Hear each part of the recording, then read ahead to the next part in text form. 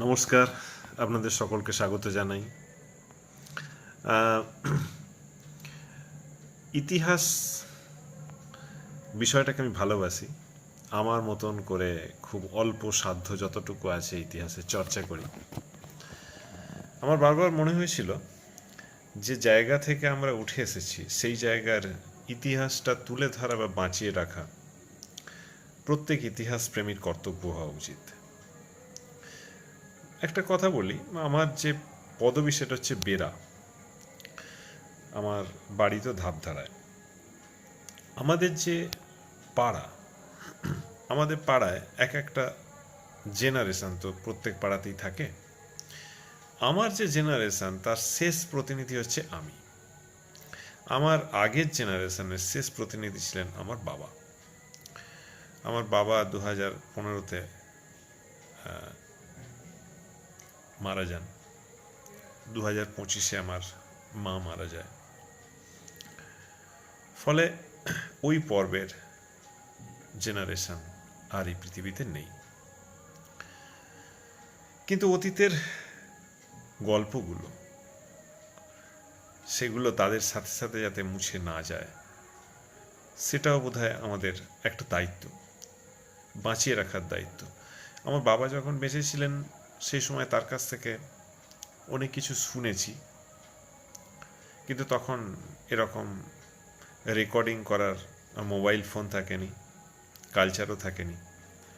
ফলে মহা মূল্যবান ইতিহাস হারিয়ে ফেলেছি। জেঠুর কাছ থেকেও শুনেছি। আমার বাবা জেঠুর কথা এখনই আমি আর বলছি না, নিশ্চয়ই প্রসঙ্গ যখন আসবে বলবো। আজকে সেই প্রসঙ্গেই আমি সাক্ষাৎকার নিয়েছি আমার নিজের জেঠু পঞ্চানন বেরা, তার বড় ছেলে স্বপন বেরা। তার কাছ থেকে আমি আমাদের পাড়ার অতীতের কিছু গল্প শুনবো। গল্প নয়, তার স্মৃতিতে যা আছে সত্য ঘটনাই তার কাছ থেকে আমরা শুনব। স্বপনদার কথা বলি যে আমাদের পাড়া বা আমাদের বাড়ি, আমার মা আমাদের পাড়া বলতেন না, বাড়ি বলতেন, বেরা বাড়ি। তো এই বেরা বাড়ির গৌরব নিয়ে, মানে কি বলবো, সে নিজেও অত্যন্ত গৌরব বোধ করে এবং পাড়ার ইতিহাসের গৌরবোজ্জ্বল দিক আমরা বোধহয় সবাই হারিয়ে ফেলছি আমাদের মন থেকে ব্যস্ততার মাঝখানে। কিন্তু এটা নিয়ে বেঁচে থাকা যদি কেউ করে, সেটা আমি স্বপনদার মধ্যেই পাই। তাই স্বপনদার একবারেই স্মৃতি নির্ভর কিছু সাক্ষাৎকার আমি নেওয়ার চেষ্টা করেছি। আজকের পরে আমি চেষ্টা করব আরও কয়েকটা খণ্ডে তার সাক্ষাৎকারকে দেখাতে। আজকে প্রথম পর্ব। আমার জেঠুদের মধ্যে তুমি কাকে কাকে দেখেছো তোমার অভিজ্ঞতায়? আমার জেঠুদের মধ্যে সবাইকে আমি দেখেছি। বড় যেটা হচ্ছে সতীশ চন্দ্র বেরা, পরেশ দাদার বাবা। পরেশ দা আগে মারা গেছে। মানে পরেশ দা হচ্ছে আমাদের যে ভাই যারা রয়েছে তাদের মধ্যে সবচেয়ে বড় হচ্ছে, হ্যাঁ। আর কিন্তু দিদি, তার বাবা কেন সেই কি সর্বজ্যেষ্ঠ? দাদাদের মধ্যে সেই কি সবচেয়ে বয়স্ক ছিল? হ্যাঁ, জ্যেষ্ঠ দাদা কিন্তু কম বয়সে মারা গেছে। জ্যেষ্ঠ দাদা হলেও কম বয়সে মারা গেছে। তখন আমরা ধর ক্লাস 2-এ পড়ি, কি 1-2 এরকম পড়ি বোধহয়, তখন মারা গেছে। আমাদের খুব ভালোবাসতেন। আর সেটা হচ্ছে আমাদের সব থেকে বড় দাদা। কিন্তু দিদি দাদার থেকে বড় ছিল দিদি, খাঁড়ি দিদি। বংশের প্রথম সন্তান হচ্ছে খাঁড়ি দিদি। আমাদের জেনারেশনে সবচেয়ে বড় খাঁড়ি দিদি। খাঁড়ি দিদি মানে হরিহরে অশোক যারা যে আসে, ওর মা। আর তাকে দেখেছি তো, সে তো তারপরেও আমরা দেখেছি বয়স করে দেখবি, বয়স্ক, সে হেভি লম্বা চওড়া, একটু সামবর্ণ ছিল। কিন্তু আমি জন্মানোর পরেও তিনি বেঁচে ছিলেন। হ্যাঁ হ্যাঁ। ফলে উনি আসতেন মাঝে মাঝে এসে মলয়দের বাড়িতে। তুই আশাদিকে দেখেছিস? আশাদিকে তো দেখেছি, আশাদিতে এখনো বেঁচে আছে। ওরা 3 বোন, রাধাদি, খাদিদি, রাধাদি আর আশাদি, এরা 3 বোন। আর পরেশদা, বিশ্বনাথ দা, পরেশদা ছিল বড় বয়সে, কিন্তু বোধহয় মেজো, দিদি সব থেকে আগে। হ্যাঁ হ্যাঁ হ্যাঁ। আচ্ছা, এবার আমি বলছি যে পরেশ দা সবার থেকে আমাদের বড়। পরেশ দার বাবার নাম হচ্ছে সতীশ বেরা, হ্যাঁ সেটা হচ্ছে আমার জেঠু। হ্যাঁ তাহলে আমাদের পাড়ার মধ্যে কি জেঠুদের মধ্যে সব থেকে বয়স্ক জেঠু উনিই ছিলেন? হ্যাঁ, কিন্তু সতীশ জানার আগে কিন্তু দুজন মারা গেছে। সেজ অফিসে সেজ জেঠা অর্থাৎ মহাদা বাবা, হ্যাঁ, মহাদা বাবা গোষ্ঠ বিহারী, কিন্তু সে বয়সে ছোট। বয়সে ছোট, কিন্তু মানে তখন আন্তরিক টান্ত্রিক এরকমই হবে, কেননা দেখলাম সেই মার সাহেব পায়খানা করে রেখেছে, সে পুরো রক্ত, বুঝলি তো। তখন বিশ্বনাথ সাহা সেই বড় বড় সেই, তখন তো এরকম স্যালাইন ছিল না, ঝুলিয়ে না, এরকম অ্যাম্পেল ছিল বড় বড়, সেই দিয়ে পুশ করে করেছে, কিন্তু মারা গেছিল। আর তার আগে মারা গেছিল কিন্তু তার ছোট ভাই খগেন, আমাদের বংশের কাকাদের মধ্যে খগেন কাকা। তিনি খুব কবিতা টবিতা গান টান এই সমস্ত যাত্রা নিজে লিখে, যাত্রা বই লিখিয়ে, এবং গ্রামের যে অশিক্ষিত ছেলেকে, খগেন মানে হচ্ছে নরেন জেঠুর দাদা, দাদা নয় কাকা, ও ভাই, নরেন জেঠুর ভাই। ভাই, কিন্তু বিয়ে টিয়ে করে না, যাত্রা অনুষ্ঠান, পালা অনুষ্ঠান হচ্ছিল সেখানে, ওই তুমি দেখেছো তাকে? না আমি দেখিনি। ওই আসর থেকেই। আর মহাদেব বাবাকেও সম্ভবত দেখো না? হ্যাঁ আমি দেখেছি, তুমি দেখেছো? সেজ্জাটাকে দেখেছি। আচ্ছা সেজ্জাটা মানে সেজ্জাটার আগে খগেন জ্যাঠা মারা গেছে অনেক আগে। আচ্ছা। তো বোধ হয় 28-30 বছর এরকম বয়স হবে। আর নিমাইদার বাবার কি নাম ছিল? কৃষ্ণমোহন। আমি প্রথম থেকে বলি শোন, হ্যাঁ। দাদুর বাবার নাম হচ্ছে রামকুমার, তার বাবার নাম ছিল সাগর, এই সাগরতী, গয়ারাম, তার নাম ছিল গয়ারাম, গয়ারামের ছেলে ছিল রামকুমার, রামকুমারের ছেলেরা হচ্ছে কেদার, যোগেন্দ্রনাথ, তারপর নিরানন্দ আর সুরেন্দ্র, এই 4 ছেলে। আচ্ছা। আর ভূতকার বাবা নিবারণ বেরা, ও ছিল কাকার, দাদুর কাকার ছেলে। এই কাকিমা তখন আর প্রথম যিনি এখানে এসেছিলেন তার নাম কি ছিল? মানে আমাদের তো চাপাডাঙ্গা থেকে উঠে এসেছিল বংশ। হ্যাঁ গোনা, ওটা 4-5 পুরুষ আগে, তার নামটা বোধহয় জানা না না জানা নেই। 4-5 পুরুষ আগে এসেছিল। তবে ওই যে ডাক্তার যে রবীন বেরা যে ডাক্তারি করে চাপড়া, ওর বাবা কিন্তু আসতো। আমাদের বাবারা যখন ছোট ছিল, বাবারা ছোট কেন, ওই ডাক্তার যেটা ওরা তখন ওদের ওখানে কোনো কেউ অসুস্থ হলে আমাদের সব নিয়ম পালা টালা এগুলো হতো, হাঁড়ি ফেলা ফেলি, তখন তো মাটির হাঁড়ি টান না, মানে কেউ মারা গেলে হাঁড়ি ফেলতে হতো, এই সমস্ত ছিল। মামার বাড়ি ছিল রাউতারে জানাদের বাড়ি, বুঝলি তো। আর দাদু যখন খুব কম বয়সেই তো মারা গিয়েছিল, বাবা, দাদুর বাবা আগেই মারা গিয়েছিল। আমরা যেটুকু জেনেছি, আমি ঠাকুমার মুখে বা তখন ওই বাবা টাবাদের মুখে যে গল্পগুলো শুনেছি, যে খুব অবস্থা খারাপ ছিল আমাদের। কলা পাতায় ভাত খেতে হতো, কলা পাতা, জমিদার নায়েব মশাইয়ের এই সরকারডাঙ্গা যে জমিটা, ওইটা নায়েব মশাইয়ের কিরকম একটা বাগান ছিল, কলা বাগান, ওই ওখান থেকে পাতা ছিঁড়ে তাতে রান্না করে তাতে খেত। আর একটা মাত্র জামবাটি ছিল তখন। আচ্ছা, আমি এইটা আলোচনা পরে আসবো। আমি বলছি যে প্রথম আমাদের যখন চাপাডাঙ্গার গণাদের যেটা বলছো, ওখান থেকে আমরা যখন আসি, ওখান থেকে মূলত কি কারণে এসেছিলাম, কারণটা কি ছিল আমাদের যারা এসেছিল? মানে তখন মানে মানুষের অভাব অনটনের ব্যাপার ছিল, তো খুবই খাওয়া দাওয়ার ব্যাপার ছিল, মানে অভাব অনটন। হ্যাঁ, জমির জন্য এখানে সস্তা জমি নয়, এখানে দিয়ে নদী ছিল, মানে না আমাদের যে নদীর ডোবাটা, এই যে যেটা দিয়ে ডাক্তার যেটাতে ওই যে পার্থর বাবা যে ঘর করেছে, ওইটা দিয়ে, ওটা দিয়ে মাঠ দিয়ে নদীটা গিয়েছিল। তাতে আমাদের ধর 200 মনের নৌকো আসতো, তাহলে কবিতা কিরম চওড়া বড় গভীর নদী, সেটা সমস্ত বুঝে গেল। আর ওটা দাদু তো ওইটা তো ব্যবসাটা করতো, ধানের ব্যবসা।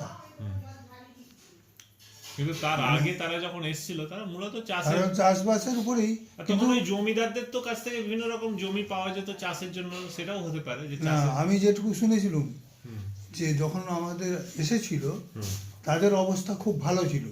হুম, কোনো এক কি কাকার মুখেই শুনেছিলাম যে বিজয় কৃষ্ণ নাকি একজন কি গেছিল, সে ভদ্রলোক এত পান টান এই সমস্ত খেত হুম, নাকি, বলতো যে সে মানে বহুত সম্পত্তি নষ্ট করে ফেলেছিল, ও, মানে খামখেয়ালির জন্য হুম, নষ্ট করে ফেলেছিল। তখন থেকেই কিন্তু আমাদের অবস্থার অবনতি ঘটে, হুম। নাহলে তার আগে ভালো ছিল। আর দাদুরা যখন ছিল, মানে সে বড় দাদু তখন বছর 16, বড়দাদু মানে তুমি কার কথা বলছো? কেদারনাথ, যোগেন্দ্রনাথের দাদা কেদারনাথ। আচ্ছা, এবার আমি একটু ওই নামটা বলো, যে আমাদের যে দাদুদের বংশের একটু নামগুলো বলো, যাদেরকে আর ছিল একবার নাম। ওই তো রামকুমারের ছেলে হচ্ছে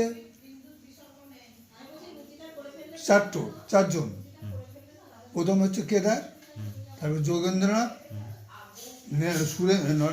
নিরানন্দ আর সুরেন্দ্র। ওই চারজন, চারটে ছেলে। চারজন, ওই চারজনের যে বংশের একটু এগুলো বলো। চারজনে এবারে তোর কেদারনাথের ছেলে হচ্ছে সতীশচন্দ্র, মানে মলয়ের দাদু। হ্যাঁ। হ্যাঁ।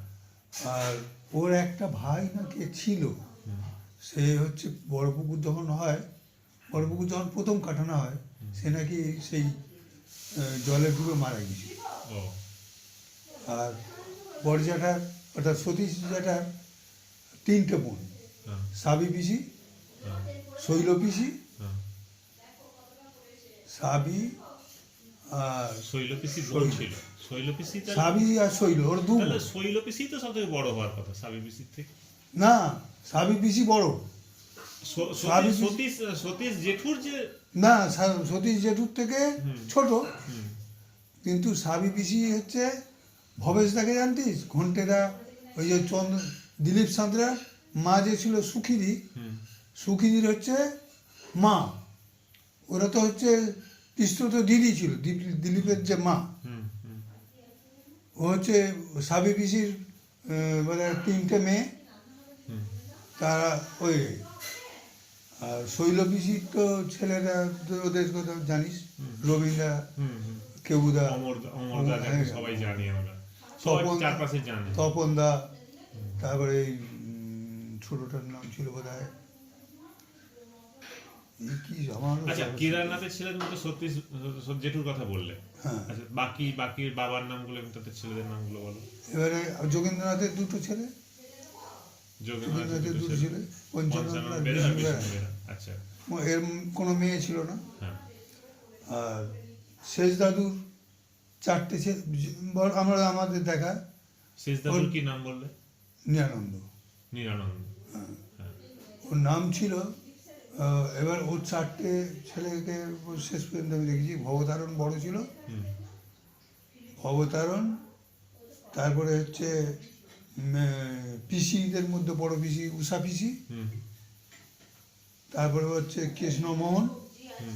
অষ্টর বাবা অষ্টম। হুম, কৃষ্ণমোহন, তারপরে ঘেন্না পিসি, না তারপর গোষ্ঠ বিহারী হুম, মহাদেব বাবা, হুম, তারপরে ঘেন্না পিসি, হুম, তারপরেতে নরেন কাকা, হুম, আর তারপরে আন্না পিসি, হুম।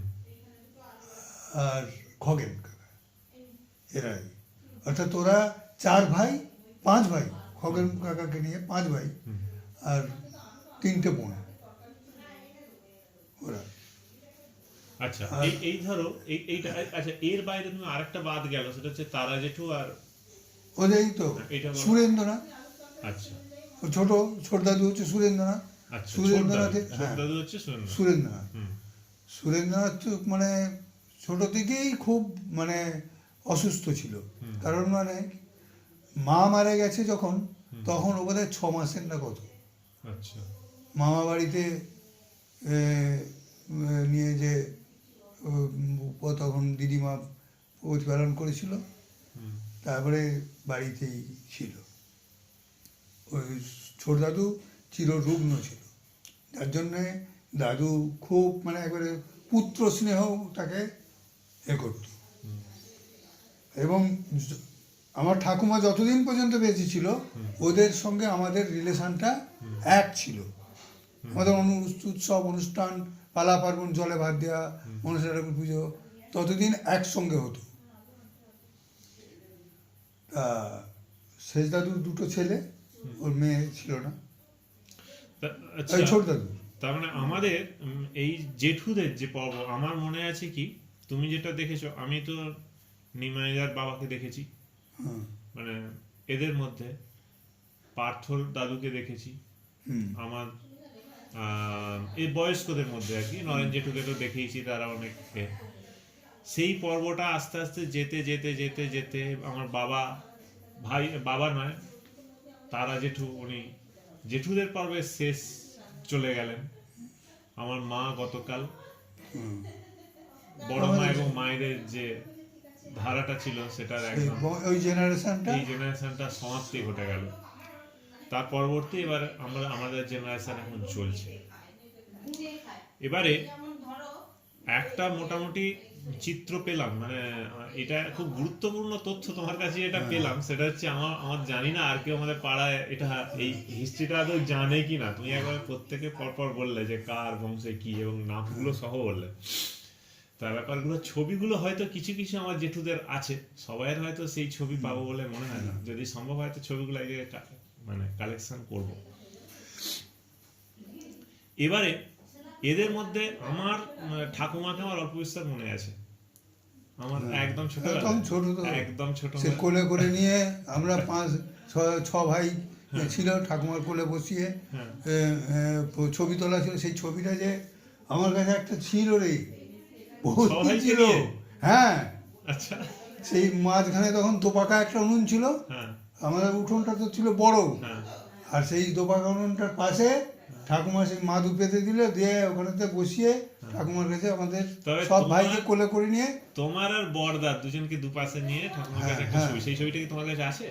না, তোমার মনে হচ্ছে দিয়েছিলাম, আমার কাছে এক কপি তো ছিল। আমার কাছে থাকলে আমি তো ছবিটাকে ইয়ে করে রাখি।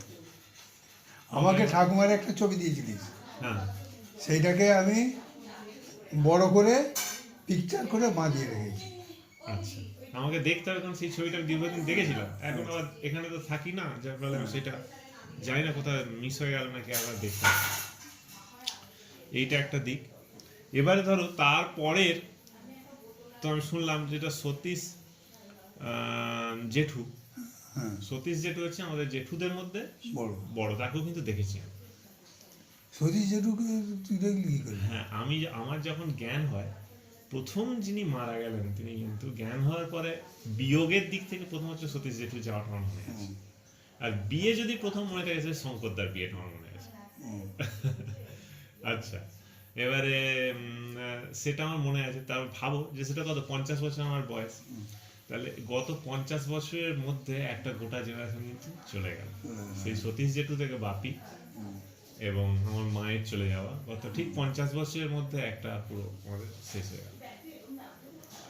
এর মধ্যে এখন আমাদের মধ্যে সব থেকে বয়স্ক যারা আছে সে হচ্ছে নিমাইদা, সব থেকে বয়স্ক মানুষ, যদি ভগবানের কৃপায় বর্তমান আছেন। তার পার্থ বাবা, জিতেন দা, এই করে করে আমাদের এই ধারাটা আমরা চলছি।